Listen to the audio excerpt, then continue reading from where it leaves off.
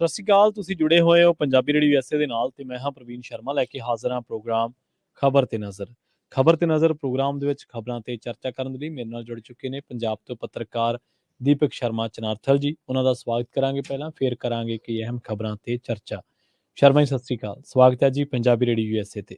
ਸਤਿ ਸ਼੍ਰੀ ਅਕਾਲ ਪ੍ਰਵੀਨ ਜੀ, ਸਾਰੇ ਦਰਸ਼ਕਾਂ ਨੂੰ ਮੇਰੀ ਪਿਆਰ ਭਰੀ ਸਤਿ ਸ਼੍ਰੀ ਅਕਾਲ ਜੀ।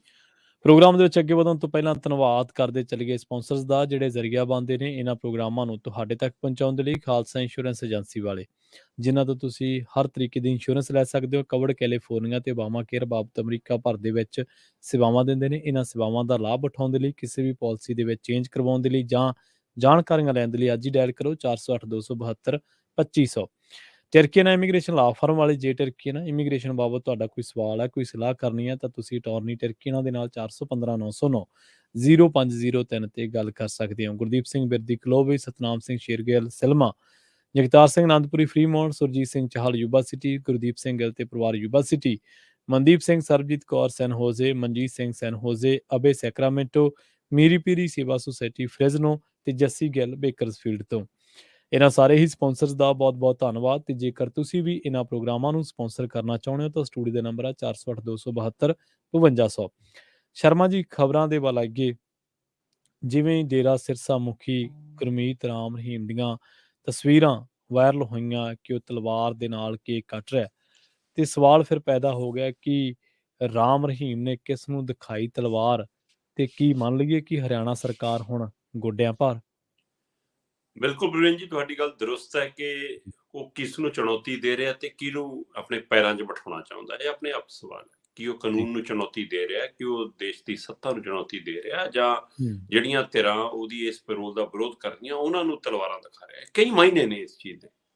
ਅਸਲ 'ਚ ਡੇਰਾ ਸਿਰਸਾ ਮੁਖੀ ਗੁਰਮੀਤ ਸਿੰਘ ਰਾਮ ਰਹੀਮ ਨੂੰ ਪਿਛਲੇ 55 ਦਿਨਾਂ 'ਚ ਦੂਜੀ ਵਾਰ 40 ਦਿਨਾਂ ਦੀ ਪੈਰੋਲ ਮਿਲੀ ਹੈ ਤੇ ਹਰਿਆਣਾ ਸਰਕਾਰ ਦਮ ਭਰ ਰਹੀ ਹੈ ਕਿ ਨਹੀਂ ਜੀ, ਉਹਨੂੰ ਕਾਨੂੰਨ ਦੇ ਤਹਿਤ ਹੀ ਪੈਰੋਲ ਮਿਲੀ ਹੈ। ਕਮਾਲ ਹੈ ਜਨਾਬ।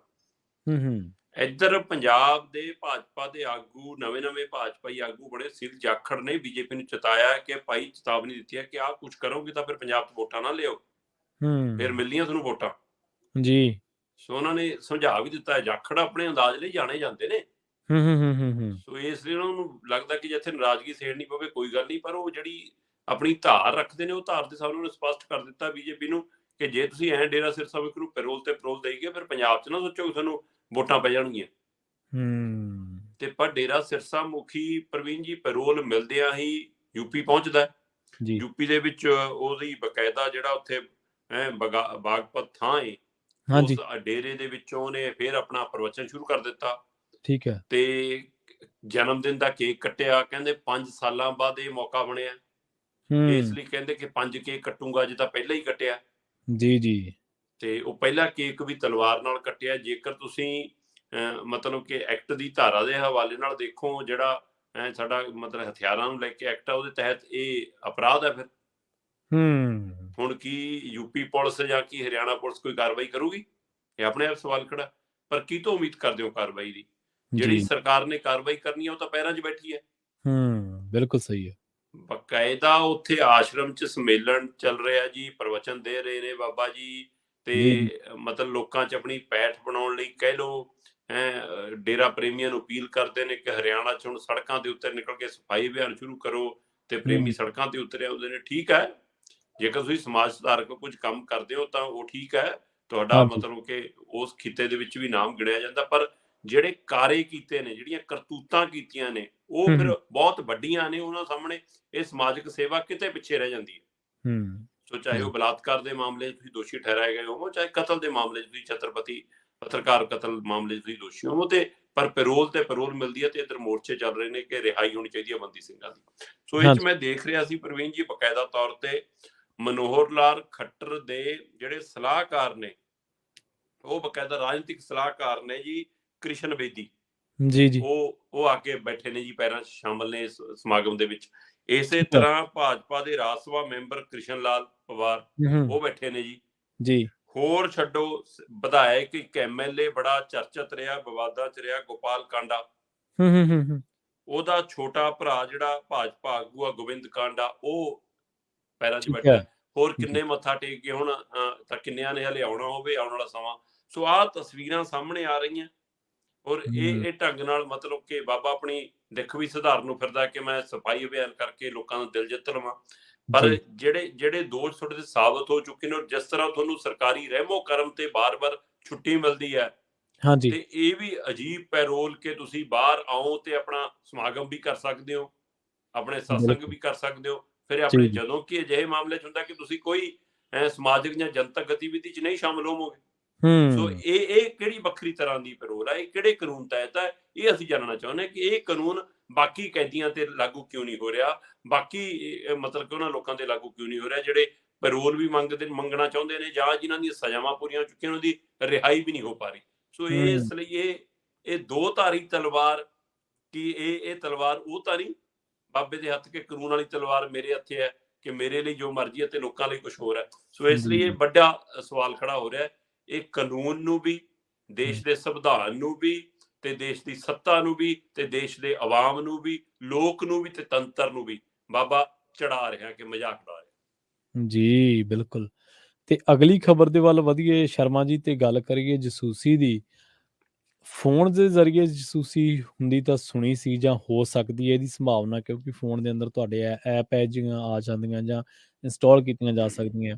ਲੈਪਟਾਪ ਤੱਕ ਇੱਕ ਇਹੋ ਜਿਹੀ ਚੀਜ਼ ਹੈ ਜਿਹਦੇ ਰਾਹੀਂ ਤੁਹਾਡੀ ਸਰਵੇਲੈਂਸ ਕੀਤੀ ਜਾ ਸਕਦੀ ਹੈ, ਤੁਹਾਨੂੰ ਤਕਾਇਆ ਜਾ ਸਕਦਾ ਹੈ ਕਿੱਥੇ ਬੈਠੇ ਹੋ।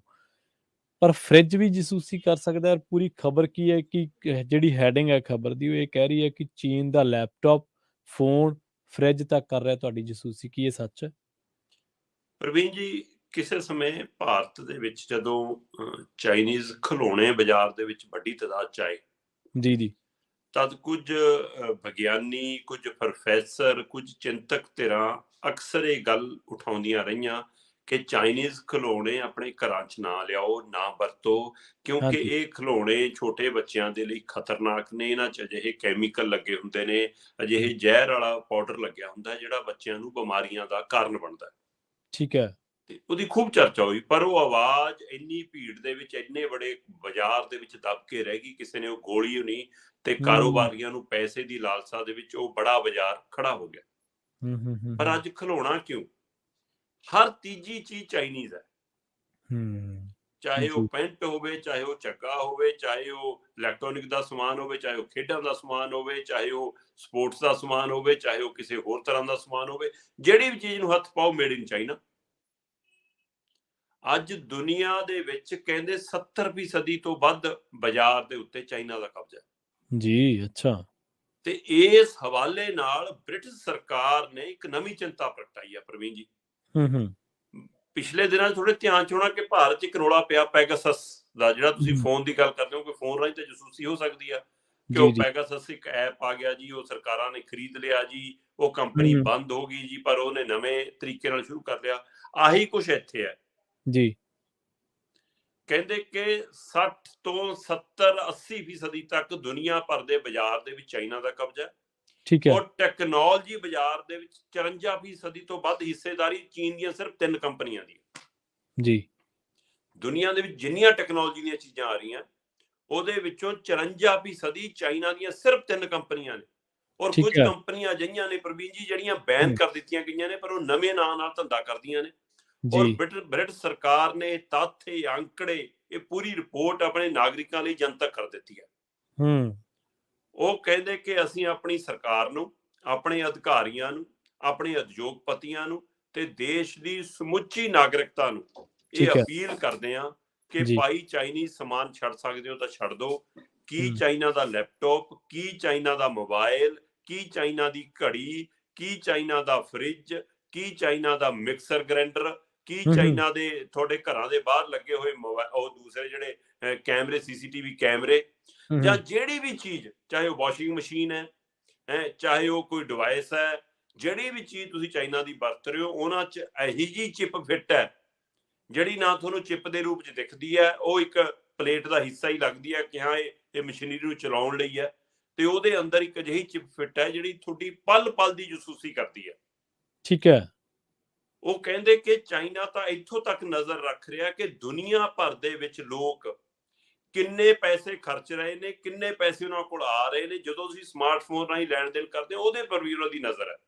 ਹੂੰ ਤੁਹਾਡੀ ਘਰ ਦੀ ਗੱਲਬਾਤ, ਤੁਹਾਡੀ ਸਰਕਾਰਾਂ ਦੀ ਗੱਲਬਾਤ, ਤੁਸੀਂ ਫੋਨ ਬੰਦ ਵੀ ਰੱਖਦੇ ਹੋ ਤਾਂ ਵੀ ਚਾਈਨਾ ਤੁਹਾਨੂੰ ਥੋੜੀ ਜਸੂਸੀ ਕਰ ਰਿਹਾ। ਇਹ ਬੜਾ ਖਤਰਨਾਕ ਪਹਿਲੂ ਹੈ। ਉਹ ਕਹਿੰਦੇ 5G ਨੈਟਵਰਕ ਰਾਹੀਂ ਇਹਨੂੰ ਚਲਾਇਆ ਜਾ ਰਿਹਾ, ਤੇ ਅੱਜ ਜਿੱਥੇ ਜਿੱਥੇ 5G ਨੈਟਵਰਕ ਪਹੁੰਚੀ ਜਾਂਦਾ ਉੱਥੇ ਚਾਈਨਾ ਦੀ ਪਕੜ ਹੋਰ ਮਜ਼ਬੂਤ ਹੋਈ ਜਾਂਦੀ ਹੈ। ਦੁਨੀਆ ਭਰ ਦੀਆਂ ਉਹ ਕਹਿੰਦੇ ਫੌਜ ਦੀਆਂ ਮੂਵਮੈਂਟਾਂ ਵੀ, ਇਹ ਸਭ ਤੋਂ ਖਤਰਨਾਕ ਪਹਿਲੂ। ਉਹ ਕਹਿੰਦੇ ਫੌਜ ਦੀਆਂ ਮੂਵਮੈਂਟਾਂ ਵੀ, ਉਹਨੇ ਬਕਾਇਦਾ ਕਿਹਾ, ਮੈਂ ਰਿਪੋਰਟ ਦੇ ਹਵਾਲੇ ਜੇਕਰ ਕਹਾਂ, ਚੀਨ ਨੇ ਅਮਰੀਕੀ ਹਥਿਆਰਾਂ ਦੀ ਛੋਟੀ ਤੋਂ ਛੋਟੀ ਕਹਿੰਦੇ ਜਿਹੜੀ ਮੂਵਮੈਂਟ ਹੈ ਉਹਦੀ ਜਾਣਕਾਰੀ ਵੀ ਹਾਸਲ ਕਰ ਲਈ ਹੈ। ਉਹ ਕਹਿੰਦੇ ਕਿ ਬਕਾਇਦਾ ਇਹਦੇ ਵਿੱਚ ਅਮਰੀਕਾ ਕਦੋਂ, ਕਿੱਥੋਂ, ਕਿਸ ਤੋਂ ਹਥਿਆਰ ਖਰੀਦ ਰਿਹਾ ਹੈ, ਕਿਹਨੂੰ ਕਿੱਥੋਂ ਹਥਿਆਰ ਵੇਚ ਰਿਹਾ ਹੈ, ਕਿੰਨੇ ਪੈਸਿਆਂ ਦਾ ਆਦਾਨ ਪ੍ਰਦਾਨ ਕਰਦੇ ਆ, ਉਹ ਕਿੰਨੀ ਛੂਟ ਦਿੰਦਾ ਹੈ, ਕਿੰਨੇ ਵਸੂਲ ਕਰਦਾ ਹੈ, ਕਿਵੇਂ ਹਥਿਆਰ ਪਹੁੰਚਦੇ ਨੇ, ਕਿੱਥੇ ਜਹਾਜ਼ ਉਤਰਨਾ ਹੈ, ਕਿੱਥੇ ਜਹਾਜ਼ ਚੜਨਾ ਹੈ, ਉਹਨੂੰ ਕੱਲੀ ਕੱਲੀ ਗੱਲ ਦੀ ਜਾਣਕਾਰੀ ਹੋ ਰਹੀ ਹੈ। ਸੋ ਉਹਦੇ ਵਿੱਚੋਂ ਕਹਿੰਦੇ ਜਿਹੜੀਆਂ ਜਾਣਕਾਰੀਆਂ ਉਹਨੇ ਤੁਰੰਤ ਵਰਤਣੀਆਂ ਹੁੰਦੀਆਂ ਉਸ ਨੂੰ ਵੱਖਰਾ ਕਰ ਲੈਂਦੇ ਨੇ, ਤੇ ਜਿਹੜੀਆਂ ਤੁਰੰਤ ਨਹੀਂ ਵਰਤਣੀਆਂ ਉਹ ਵੱਖਰੀਆਂ ਕਰ ਲੈਂਦੇ ਨੇ। ਇਹ ਕਹਿੰਦੇ ਇਹ ਡਿਵਾਈਸ ਨੇ ਜਿਹੜੇ ਇਹ ਦੁਨੀਆ ਭਰ ਚ ਇਸਤੇਮਾਲ ਹੋ ਰਹੇ ਨੇ। ਬ੍ਰਿਟੇਨ ਨੇ ਜੇ ਆਪਣੇ ਹਵਾਲੇ ਨਾਲ ਗੱਲ ਕੀਤੀ ਆ ਤਾਂ ਪ੍ਰਵੀਨ ਜੀ, ਤੁਸੀਂ ਅਸੀਂ ਜੋ ਕੋਈ ਚਾਈਨਾ ਸਮਾਨ ਵਰਤ ਰਿਹਾ, ਇਹਦਾ ਮਤਲਬ ਤੁਹਾਡੀ, ਸਾਡੀ, ਸਾਰੇ ਦੇਸ਼ ਦੀ। ਸਵਾਲ ਇੱਥੇ ਵੱਡਾ ਖੜਾ, ਮੈਂ ਦੇਖ ਰਿਹਾ ਸੀ ਚੀਜ਼ਾਂ, ਉਹ ਕਹਿੰਦੇ ਲੈਪਟਾਪ ਹੈ ਜੀ, ਹੈ ਤੁਹਾਡਾ ਵੌਇਸ ਕੰਟਰੋਲ ਸਿਸਟਮ ਹੈ, ਤੁਹਾਡੀ LED ਹੈ, ਤੁਹਾਡੇ ਸਪੀਕਰ ਨੇ, ਹੈ ਨਾ, ਤੁਹਾਡੀ ਸਮਾਰਟ ਘੜੀ ਹੈ, ਤੁਹਾਡਾ ਸਮਾਰਟ ਕੋਈ ਮੀਟਰ ਹੈ, ਕੋਈ ਲੈਪਟਾਪ ਹੈ, ਕੋਈ ਤੁਹਾਡਾ ਘਰੇ ਮਤਲਬ ਕਿ ਟਾਈਮ ਪੀਸ ਲੱਗਿਆ ਹੈ, ਕੋਈ ਖਿਡੌਣਾ ਹੈ, CCTV ਕੈਮਰਾ ਹੈ, ਤੇ ਦੁਨੀਆ ਭਰ ਚ ਪੁਲਿਸ ਵੱਲੋਂ ਇਸਤੇਮਾਲ ਜਿਹੜੇ ਚੀਜ਼ਾਂ ਟੈਕਨੋਲੋਜੀਆਂ ਨੇ ਕੀਤੀ ਜਾਂਦੀਆਂ, ਚਾਹੇ ਵਾਕੀ ਟਾਕੀ ਹੈ, ਚਾਹੇ ਕੁਛ ਹੋਰ ਹੈ, ਉਹ ਸਾਰੀਆਂ ਵੀ ਹੈ, ਚਾਹੇ ਉਹ ਡੋਰ ਵੈਲਾਂ ਨੇ, ਕਹਿੰਦੇ ਦਰਵਾਜ਼ੇ ਚ ਜਿਹੜੀਆਂ ਪਹਿਲਾਂ ਫਿੱਟ ਕਰਦੇ ਹੋ ਤੁਸੀਂ, ਚਾਹੇ ਉਹ ਨੇ, ਚਾਹੇ ਉਹ ਕਾਰਡ ਰਾਹੀਂ ਤੁਸੀਂ ਮਸ਼ੀਨ ਰਾਹੀਂ ਕੋਈ ਚੀਜ਼ ਦੀ ਪੇਮੈਂਟ ਅਦਾ ਕਰਦੇ ਹੋ, ਇੱਥੋਂ ਤੱਕ ਕਿ ਜਿਹੜੇ ਤੁਹਾਡੇ ਮੰਨ ਲਓ ਗੀਜ਼ਰ ਆਉਂਦੇ ਨੇ, ਜਾਂ ਪਲੱਗ ਵਾਲੇ ਟਿਫਨ ਆਉਂਦੇ ਨੇ, ਤੁਸੀਂ ਰੋਟੀ ਗਰਮ ਕਰਨ ਵਾਲੇ ਟਿਫਨ ਲਾ ਲੈਂਦੇ ਹੋ, ਜਾਂ ਮੰਨ ਲਓ ਹੋਟ ਕੇਸ ਆਉਂਦੇ ਨੇ, ਜਾਂ ਹੋਟ ਟੱਬ ਆਉਂਦੇ ਨੇ ਪਾਣੀ ਗਰਮ ਕਰਨ ਲਈ, ਸਿੱਧਾ ਪਲੱਗ ਲਾਓ ਪਾਣੀ ਗਰਮ। ਸੋ ਉਹ ਜਿਹੜੀ ਵੀ ਚੀਜ਼ ਬਿਜਲੀ ਨਾਲ ਜਾਂ ਟੈਕਨੋਲੋਜੀ ਨਾਲ ਜੁੜੀ ਆ, ਉਹਦੇ ਵਿੱਚ ਚਿਪ ਫਿੱਟ ਆ ਜੀ, ਤੇ ਕਹਿੰਦੇ ਉਹਦੇ ਰਾਹੀਂ ਤੁਹਾਡੀ ਜਸੂਸੀ ਹੋ ਰਹੀ ਆ। ਪ੍ਰਵੀਨ ਜੀ, ਇਹ ਨਿੱਜਤਾ ਦਾ ਮਸਲਾ ਨਹੀਂ ਹੈ, ਇਹ ਦੇਸ਼ ਦੀ ਔਰ ਦੁਨੀਆ ਦੀ ਸੁਰੱਖਿਆ ਦਾ ਮਸਲਾ ਵੀ ਹੈ। ਸੋ ਇਸ ਲਈ ਭਾਰਤ ਵਰਗੇ ਮੁਲਕ ਨੂੰ ਚੇਤਨ ਹੋ ਜਾਣਾ ਚਾਹੀਦਾ। ਔਰ ਜਿਹੜੇ ਦਮ ਭਰਦੇ ਨੇ ਨਾ ਕਿ ਪਾਕਿਸਤਾਨ ਤੋਂ ਡਰੋਨ ਆ ਗਿਆ, ਪਾਕਿਸਤਾਨ ਤੋਂ ਇਹ ਆ ਗਿਆ, ਹੁਣ ਇਸ ਮਸਲੇ ਤੇ ਕੋਈ ਸਖਤੀ ਦਿਖਾਉਣ, ਫਿਰ ਅਸੀਂ ਮੰਨੀਏ ਕਿ ਹਾਂ ਇਹਨਾਂ ਦੀ ਕੁਛ ਕਾਰਗੁਜ਼ਾਰੀ ਦੀ ਇੱਛਾ ਹੈ। ਹੁਣ ਇੱਥੇ ਚੁੱਪ ਨੇ, ਫਿਰ ਮਿਆਉ ਬਿੱਲੀ ਬਣ ਜਾਂਦੇ ਨੇ ਜੀ। ਬਿਲਕੁਲ, ਇਹ ਵੱਡਾ ਸਵਾਲ ਹੈ ਜੀ। ਜੀ, ਇਹ ਤਾਂ ਗੱਲ ਤੁਹਾਡੀ ਸਹੀ ਹੈ ਕਿ ਇੱਥੇ ਚੁੱਪ ਨੇ, ਮਿਆਉ ਬਿੱਲੀ ਬਣ ਜਾਂਦੇ ਨੇ। ਤੇ ਚੀਨ ਦੀ ਇਸ ਜੋ ਜਿਸ ਤਰੀਕੇ ਨਾਲ ਉਹ ਫੈਲ ਰਿਹਾ ਤੇ ਉਹਦੀਆਂ ਜਿਹੜੀਆਂ ਚੀਜ਼ਾਂ ਤੇ ਉੱਤੇ ਉਂਗਲ ਉੱਠਦੀ ਹੈ, ਇਹ ਬਹੁਤ ਸਮੇਂ ਤੋਂ ਹੀ ਉੱਠ ਰਹੀ ਹੈ, ਪਰ ਕਈ ਸਰਕਾਰਾਂ ਨੂੰ ਰੋਕਣ ਦੇ ਵਿੱਚ ਨਾਕਾਮਯਾਬ ਰਹੀਆਂ ਨੇ। ਤੇ ਜੇਕਰ ਚੀਨ ਦੀਆਂ ਚੀਜ਼ਾਂ ਦੀ ਗੱਲ ਕਰ ਲਈਏ ਤਾਂ ਪੰਜਾਬ ਦੇ ਵਿੱਚ ਚਾਈਨਾ ਡੋਰ ਦੀ ਗੱਲ ਕਰੀਏ, ਤੁਸੀਂ ਤਾਂ ਲੈਪਟਾਪ ਤੇ ਫਰਿੱਜਾਂ ਤੇ ਚੁੱਲ੍ਹਿਆਂ ਤੱਕ ਦੀ ਜਸੂਸੀ ਹੋਣ ਦੀ ਗੱਲ ਕਹੀ ਹੈ ਰਿਪੋਰਟ ਦੇ ਹਵਾਲੇ ਦੇ ਨਾਲ, ਪਰ ਹਜੇ ਪੰਜਾਬ ਵਾਲੇ ਚਾਈਨਾ ਡੋਰ ਤੇ ਸਖਤੀ ਕਰ ਰਹੇ ਨੇ ਜੀ। ਪ੍ਰਵੀਨ ਜੀ, ਜਦੋਂ ਅਸੀਂ ਛੋਟੇ ਹੁੰਦੇ ਸੀ ਤਦ ਮਤਲਬ ਕਿ ਡੋਰ ਬਣਾਉਣ ਦੇ ਲਈ ਬਕਾਇਦਾ ਤੌਰ ਦੇ ਉੱਤੇ ਜੇ ਹੋਰ ਨਹੀਂ ਤਾਂ 2 ਬੱਲਬ ਲਾ ਕੇ ਨਾ ਕੱਚ ਕੁੱਟ ਲੈਂਦੇ ਸੀ, ਤੇ ਉਹ ਕੱਚ ਕੁੱਟ ਕੇ ਫਿਰ ਖੇਤਾਂ 'ਚ ਜਾ ਕੇ 4 ਡੰਡੇ ਕੱਢਣੇ ਤੇ ਉਹਦੇ ਆਲੇ ਦੁਆਲੇ ਡੋਰ ਸੂਤ ਲੈਣੀ, ਹੈ ਨਾ। ਉਹ ਹੱਥ ਉਹਦੇ ਪਰ ਫੇਰ ਲੈਣਾ, ਬੇਸ਼ੱਕ ਉਹ ਕੱਚ ਮਾੜਾ ਮੋਟਾ ਹੱਥਾਂ 'ਚ ਲੱਗ ਜਾਂਦਾ ਸੀ, ਜਾਂ ਪਤੰਗ ਚੜਾਉਣ ਲੱਗੇ ਵੀ ਉਹ ਇੱਕੋ ਉਂਗਲ ਜਦੋਂ ਤੁਸੀਂ ਮਤਲਬ ਕਿ ਤੁਣਕਾ ਮਾਰਨਾ ਜਾਂ ਡੋਰ ਛੱਡਣੀ ਹੈ ਤਾਂ ਤੁਹਾਡਾ ਹੱਥ ਕਈ ਵਾਰ ਉੱਥੋਂ ਵੱਢਿਆ ਵੀ ਜਾਂਦਾ ਸੀ, ਕਿਉਂਕਿ ਉਹਦੇ ਨਾਲ ਕੱਚ ਦੇ ਥੋੜ੍ਹੇ ਥੋੜ੍ਹੇ ਟੁਕੜੇ ਲੱਗੇ ਹੁੰਦੇ ਆ। ਸੋ ਇਸ ਹਵਾਲੇ ਨਾਲ ਉਹ ਪਰ ਮਤਲਬ ਕਿ ਇਹ ਨਹੀਂ ਸੀਗਾ ਕਿ ਕਿਸੇ ਦਾ ਗਲਾ ਵੱਢ ਦੇਣਗੇ ਜਾਂ ਕਿਸੇ ਪੰਛੀ ਪਸ਼ੂ ਦੀ ਏਦਾਂ ਸਿੱਧੀ ਜਾਨ ਲੈ ਲੈਣਗੇ, ਉਹ ਇੰਨਾ ਖਤਰਨਾਕ ਨਹੀਂ ਸੀ। ਸੋ ਜਿੱਥੇ ਜਿੱਥੇ ਪਤੰਗਬਾਜ਼ੀ ਹੋ ਰਹੀ ਹੈ ਉੱਥੇ ਉੱਥੇ ਚਾਈਨਾ ਦੀ ਡੋਰ ਹੈਗੀ ਹੈ। ਹਾਂਜੀ, ਔਰ ਅੱਜ ਪੂਰੇ ਭਾਰਤ ਦੇ ਵਿੱਚ ਚਾਈਨਾ ਡੋਰ ਦਾ ਵੱਡਾ ਕਾਰੋਬਾਰ ਹੈ, ਤੇ ਪੰਜਾਬ ਸਰਕਾਰ ਹੁਣ ਸਖਤੀ ਦੇ ਮੂਡ 'ਚ ਹੈ ਜੀ। ਉਹ ਕਹਿੰਦੇ ਜੀ ਜਿਹੜਾ ਚਾਈਨੀਜ਼ ਡੋਰ ਵੇਚੂਗਾ, ਜਿਹੜਾ ਚਾਈਨੀਜ਼ ਡੋਰ ਵਰਤੂਗਾ, ਜਿਹਦੇ ਜਵਾਕ ਵਰਤਣਗੇ, ਉਹਦੇ ਮਾਪੇ ਵੀ, ਉਹ ਵੇਚਣ ਵਾਲਾ ਵੀ, ਉਹ ਖਰੀਦਣ ਵਾਲਾ ਵੀ, ਸਾਰਿਆਂ ਤੇ ਪਰਚੇ ਹੋਣਗੇ। ਠੀਕ ਹੈ, ਬੜਾ ਚੰਗਾ ਲੱਗਦਾ ਪ੍ਰਵੀਨ ਜੀ ਕਿ ਹਾਂ ਜੀ ਚਾਈਨੀਜ਼ ਡੋਰ ਦੇ ਨੂੰ ਲੈ ਕੇ ਪੰਜਾਬ ਸਰਕਾਰ ਸਖਤ ਹੋ ਰਹੀ ਹੈ। 234 ਕੇਸ ਦਰਜ ਹੋ ਚੁੱਕੇ ਨੇ ਹੁਣ ਤੱਕ। ਅੱਛਾ ਜੀ। 255 ਗ੍ਰਿਫਤਾਰੀਆਂ ਹੋ ਚੁੱਕੀਆਂ ਨੇ ਹੁਣ ਤੱਕ।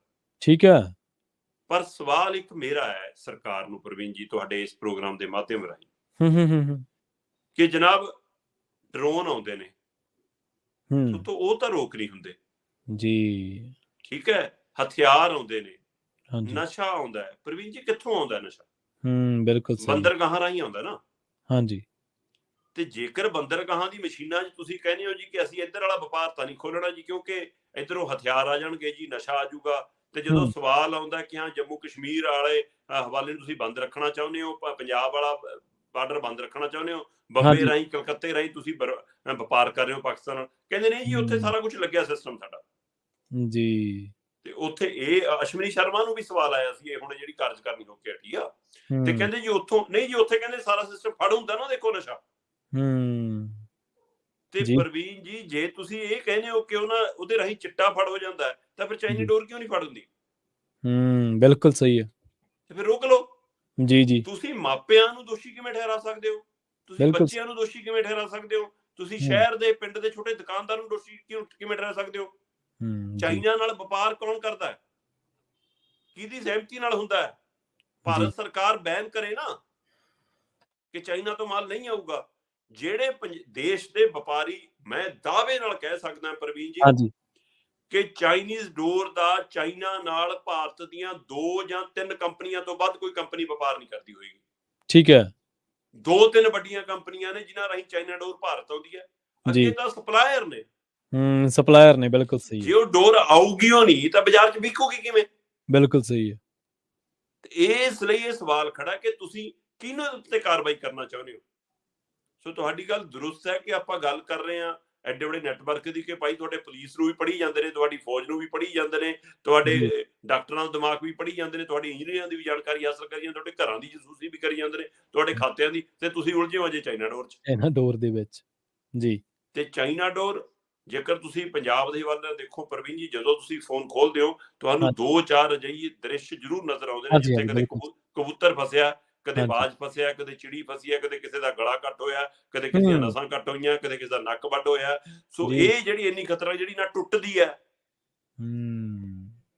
ਤੇ ਫਿਰ ਇਸ ਦੇ ਉੱਤੇ ਦੁਕਾਨਦਾਰਾਂ ਨੂੰ ਤੰਗ ਕਰਨੇ, ਜਿਵੇਂ ਨਾ ਭਾਰਤ ਦੇ ਵਿੱਚ ਜਾਂ ਚੰਡੀਗੜ੍ਹ 'ਚ ਜਾਂ ਪੰਜਾਬ 'ਚ ਕਈ ਵਾਰ ਸਖਤੀ ਹੁੰਦੀ ਆ ਕਿ ਲਿਫਾਫੇ ਨਹੀਂ ਵਿਕਣਗੇ ਜੀ ਪਲਾਸਟਿਕ ਦੇ।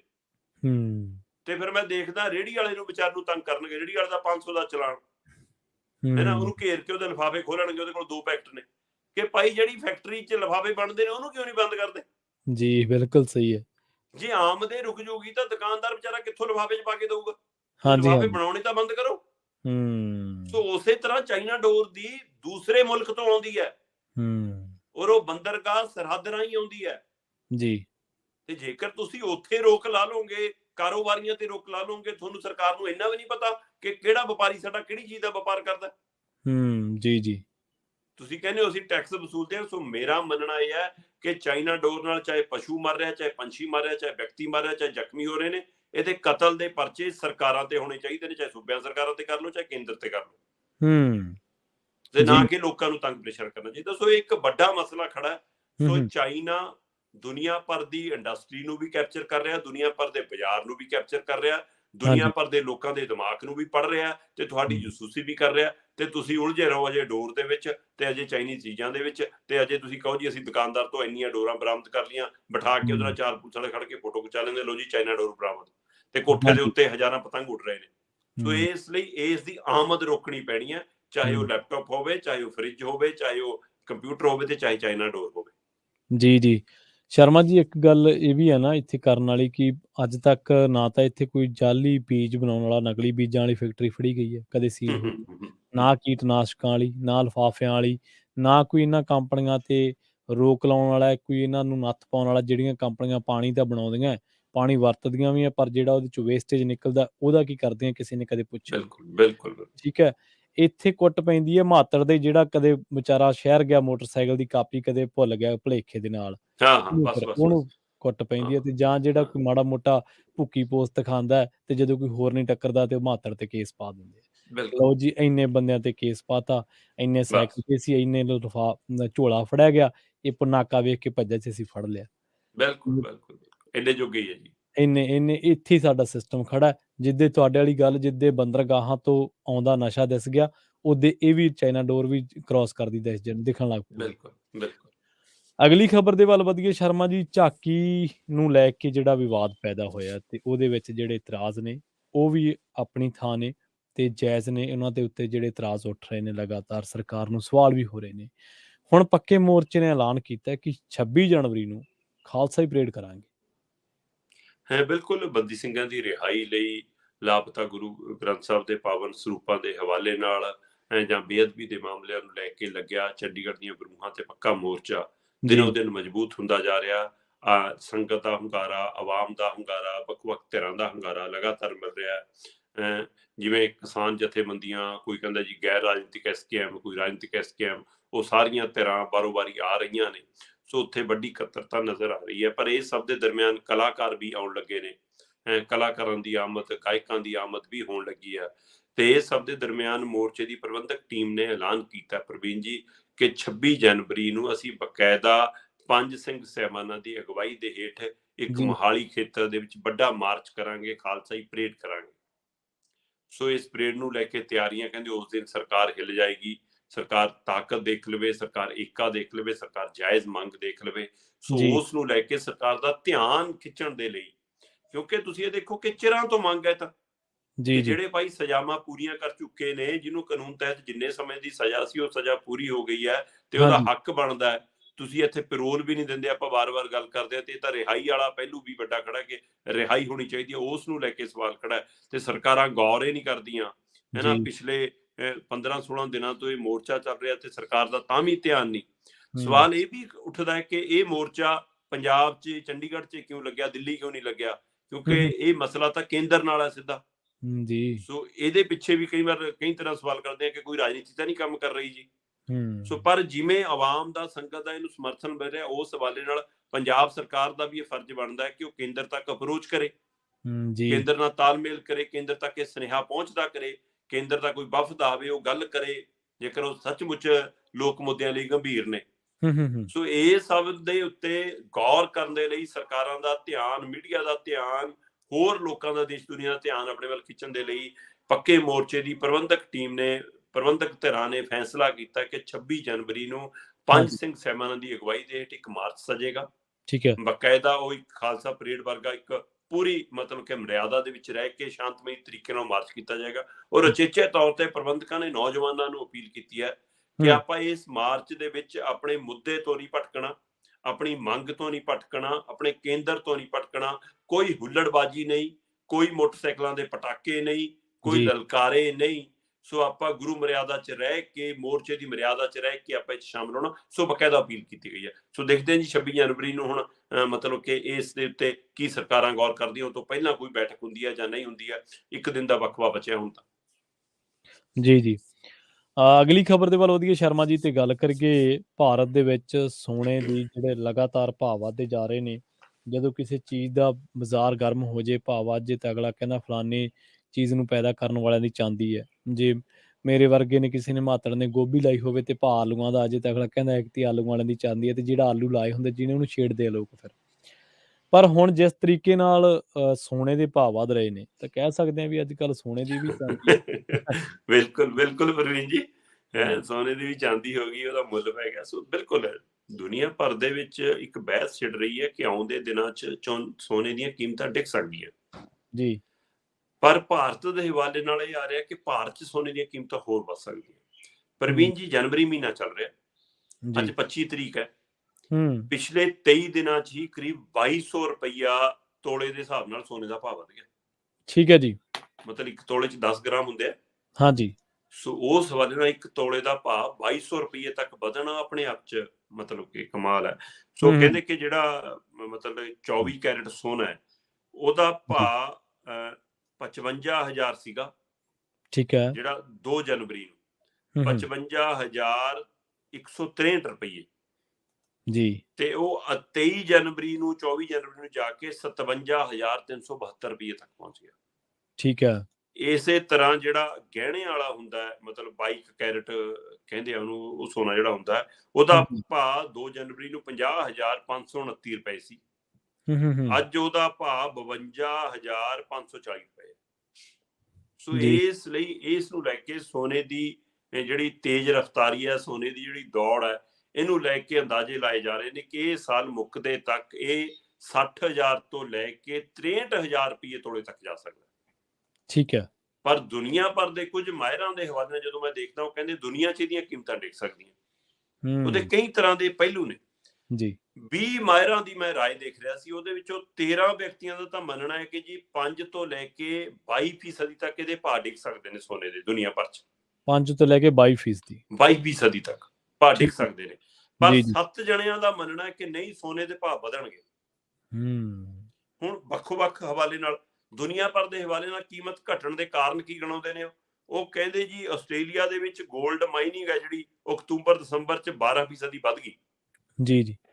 ਤੇ ਇਸ ਹਵਾਲੇ ਨਾਲ ਆਉਂਦੇ ਦਿਨਾਂ 'ਚ ਕੀਮਤ ਘਟੂਗੀ ਕਹਿੰਦੇ। ਬੰਦੇ ਕਹਿੰਦੇ ਅਮਰੀਕਾ, ਯੂਰਪ, ਚੀਨ ਦੇ ਵਿੱਚ ਸੋਨੇ ਦੀ ਖਪਤ ਘਟਣ ਦੇ ਆਸਾਰ ਨੇ। ਜੇ ਇਹਨਾਂ ਮੁਲਕਾਂ 'ਚ ਅਮਰੀਕਾ, ਚੀਨ ਦੇ ਵਿੱਚ ਸੋਨੇ ਦੀ ਖਪਤ ਘਟਦੀ ਆ, ਤਾਂ ਕਹਿੰਦੇ ਕਿ ਮਤਲਬ ਕਿ ਸੋਨੇ ਦੇ ਭਾਅ ਘਟ ਜਾਣਗੇ। ਇਸੇ ਤਰ੍ਹਾਂ ਮਹਿੰਗਾਈ ਘਟ ਰਹੀ ਆ ਕਹਿੰਦੇ, ਤੇ ਮਹਿੰਗਾਈ ਦੀ ਦਰ ਜੇ ਘਟਦੀ ਆ ਦੁਨੀਆ ਭਰ ਦੇ ਵਿੱਚ, ਤਾਂ bank of America BCA, ICICI ਇਹ ਮੰਨਦੇ ਨੇ ਕਿ ਕੀਮਤਾਂ 54,685 ਰੁਪਏ 10 ਗ੍ਰਾਮ ਦੇ ਆਸ-ਪਾਸ ਹੀ ਰਹਿਣਗੀਆਂ। ਠੀਕ ਹੈ। ਇਹਦਾ ਮਤਲਬ ਫਿਰ 57,000 ਨੇ ਅੱਜ, ਹੈ ਨਾ, ਤਾਂ ਇਹਦਾ ਮਤਲਬ ਘਟ ਸਕਦੀਆਂ ਨੇ। ਸੋ ਉਹਨਾਂ ਦਾ ਹਵਾਲਾ ਇਹ ਹੈ ਕਿ 54,000 ਦੇ ਨੇੜੇ ਤੇੜੇ ਜੇ ਰਹਿੰਦੀਆਂ ਨੇ, 55,000 ਦੇ ਨੇੜੇ ਤੇੜੇ ਰਹਿੰਦੀਆਂ ਨੇ, ਤਾਂ ਇਹਦਾ ਮਤਲਬ ਜਿਹੜੀ ਅੱਜ ਦੀ ਕੀਮਤ ਹੈ 57,000, ਅਸੀਂ ਕਹਿ ਰਹੇ ਹਾਂ ਕਿ 322 ਰੁਪਏ, ਉਹ ਘਟ ਸਕਦੀ ਹੈ। ਪਰ ਜਿਹੜੇ ਕਹਿੰਦੇ ਕੀਮਤਾਂ ਵਧਣ ਦੇ ਕਾਰਨ ਕੀ ਗਣਾਉਂਦੇ ਨੇ, ਉਹ ਕਹਿੰਦੇ ਜੀ ਕਿ ਜਿਹੜਾ ਮੰਦੀ ਦਾ ਡਰ ਹੈ, ਉਹਦੇ ਕਾਰਨ ਸੋਨੇ ਦੀ ਖਪਤ ਵੱਧਦੀ ਹੈ। ਜਦੋਂ ਮੰਦੀ ਦਾ ਡਰ ਆਉਂਦਾ ਹੈ, ਅਰਥ ਵਿਵਸਥਾ ਡਿੱਗਣ ਦਾ ਡਰ ਆਉਂਦਾ ਹੈ, ਤਾਂ ਕੁਝ ਮਤਲਬ ਚੇਤਨ ਦਿਮਾਗ ਸੋਨੇ ਨੂੰ ਸਟੋਰ ਕਰਨ ਦੀ ਕਵਾਇਦ ਕਰਦੇ ਨੇ ਕਿ ਸੋਨਾ ਸਦਾ ਬਹਾਰ ਹੈ। ਸੋ ਆਪਣੇ ਪੁਰਾਣੇ ਬਜ਼ੁਰਗਾਂ ਦੇ ਹਵਾਲੇ ਨਾਲ ਵੀ ਗੱਲ ਆਪਾਂ ਸਮਝਦੇ ਨੇ। ਸੋ ਉਸ ਵਾਲਾ ਕਹਿੰਦੇ ਫਿਰ ਸੋਨੇ ਦੇ ਮਤਲਬ ਕਿ ਕੀਮਤਾਂ ਵੱਧ ਸਕਦੀਆਂ ਜਦੋਂ ਸੋਨਾ ਸਟੋਰ ਵਧੂਗਾ। ਇਸੇ ਤਰ੍ਹਾਂ ਕਹਿੰਦੇ ਮਹਿੰਗਾਈ 2 ਸਾਲਾਂ 'ਚ ਘਟੂਗੀ, ਇੱਕੋ ਦਿਨ 'ਚ ਨਹੀਂ ਘਟਦੀ। ਮਹਿੰਗਾਈ ਨੂੰ ਘਟਣ ਨੂੰ 2 ਸਾਲ ਲੱਗ ਜਾਣੇ ਆ। ਤਾਂ ਇਸ ਲਈ ਉਸ ਦੌਰਾਨ ਸੋਨੇ ਦੀ ਡਿਮਾਂਡ ਵਧਣੀ ਹੈ ਕਹਿੰਦੇ, ਤੇ ਜੇ ਸੋਨੇ ਦੀ ਡਿਮਾਂਡ ਵੱਧਦੀ ਹੈ ਤਾਂ ਸੋਨੇ ਦੀ ਕੀਮਤਾਂ ਵਧਣਗੀਆਂ। ਚੀਨ 'ਚ ਸਪਲਾਈ ਕਹਿੰਦੇ ਕਿ ਖਰਾਬ ਹੋ ਸਕਦੀ ਹੈ ਸੋਨੇ ਦੀ, ਸਪਲਾਈ ਚੇਨ ਟੁੱਟ ਸਕਦੀ ਹੈ ਸੋਨੇ ਦੀ। ਇਹ ਸੰਭਾਵਨਾ ਹੈ ਕਿ ਚੀਨ ਦਾ ਜਿਹੋ ਜਿਹਾ ਮਾਹੌਲ ਹੈ ਕਰੋਨਾ ਨੂੰ ਲੈ ਕੇ, ਜਾਂ ਦੇਸ਼ ਦੁਨੀਆ 'ਚ ਉਹਦੇ ਪ੍ਰਤੀ ਸ਼ੰਕੇ ਸ਼ੁਬੇ ਪੈਦਾ ਹੋ ਰਹੇ ਨੇ, ਤਾਂ ਲੋਕ ਉਹਦੇ ਨਾਲ ਜੇਕਰ ਵਪਾਰ ਤੋੜਦੇ ਨੇ, ਕੋਈ ਤੋੜਦੇ, ਚੀਨ ਦੇ ਵਿੱਚ ਇਹ ਟੁੱਟ ਸਕਦਾ। ਸੋ ਉਹਦੇ ਨਾਲ ਕਹਿੰਦੇ ਸੋਨੇ ਦੇ ਭਾਅ ਵੱਧ ਸਕਦੇ ਨੇ। ਸੋ ਯੂਕਰੇਨ ਯੁੱਧ ਭੜਕਣ ਤੋਂ ਬਾਜ਼ਾਰ ਗਿਰਨਗੇ ਤੇ ਸੋਨੇ ਦੀ ਮੰਗ ਵਧੂਗੀ ਕਹਿੰਦੇ। ਇਹ ਵੀ ਕਈ ਪਹਿਲੂ ਨੇ ਜੀ। ਮਤਲਬ 62,000 ਰੁਪਏ ਤੱਕ ਕਹਿੰਦੇ ਕਿ ਅੰਦਾਜ਼ਾ ਲਾਇਆ ਜਾ ਰਿਹਾ ਕਿ ਜਦੋਂ ਇਹ ਸਾਲ ਮੁੱਕਣਾ, ਤਾਂ ਇਹ ਸਾਲ ਮੁੱਕਣ ਤੇ ਸੋਨੇ ਦਾ ਭਾਅ 62,000 63,000 ਰੁਪਏ ਪ੍ਰਤੀ 10 ਗ੍ਰਾਮ ਤੱਕ, ਪ੍ਰਤੀ ਤੋਲੇ ਤੱਕ ਜਾ ਸਕਦਾ ਪ੍ਰਵੀਨ ਜੀ। ਸੋ ਤੁਸੀਂ ਦਰੁਸਤ ਫਰਮਾਇਆ ਜੀ ਕਿ ਇਸ ਤਰੀਕਾਂ ਦੇ ਵਿੱਚ ਇਹਨਾਂ ਦਿਨਾਂ 'ਚ ਸੋਨੇ ਦੀ ਵੀ ਚਾਂਦੀ ਹੋਈ ਪਈ ਹੈ। ਜੀ ਜੀ। ਸ਼ਰਮਾ ਜੀ, ਇਹਨਾਂ ਖਾਸ ਖਬਰਾਂ ਤੇ ਖਾਸ ਜਾਣਕਾਰੀਆਂ ਦੇਣ ਦੇ ਲਈ ਤੁਹਾਡਾ ਬਹੁਤ-ਬਹੁਤ ਧੰਨਵਾਦ ਜੀ। ਜੀ। ਸੋ ਪ੍ਰੋਗਰਾਮ ਖਬਰ ਤੇ ਨਜ਼ਰ ਦੇ ਵਿੱਚ ਸਮਾਂ ਇਜਾਜ਼ਤ ਨਹੀਂ ਦਿੰਦਾ। ਮੈਨੂੰ ਪ੍ਰਵੀਨ ਸ਼ਰਮਾ ਨੂੰ ਇੱਥੇ ਦਿਓ ਇਜਾਜ਼ਤ। ਜੁੜੇ ਰਹੋ ਪੰਜਾਬੀ ਰੇਡੀਓ USA ਦੇ ਨਾਲ। ਤੇ ਆਖਿਰ ਦੇ ਵਿੱਚ ਇੱਕ ਵਾਰ ਫਿਰ ਤੋਂ ਤੁਹਾਨੂੰ ਸਭ ਨੂੰ ਪਿਆਰ ਸਤਿਕਾਰ ਸਹਿਤ ਸਤਿ ਸ਼੍ਰੀ ਅਕਾਲ।